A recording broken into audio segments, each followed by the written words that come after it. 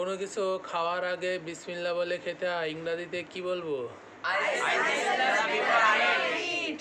I say বিসমিল্লাহ before I eat.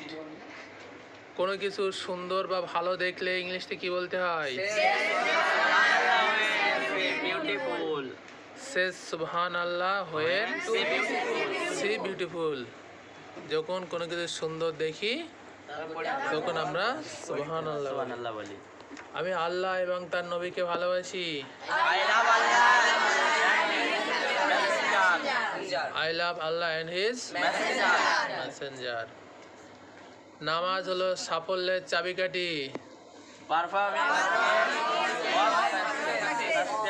Perform is কি of success. নামাজ হলো সাফল্যের চাবিকাঠি। পিতা মাতার মান্য করো। অবি ইয়োর প্যারেন্ট। নামাজের জন্য ডাকো। Call to prayer. নামাজের জন্য ডাকো।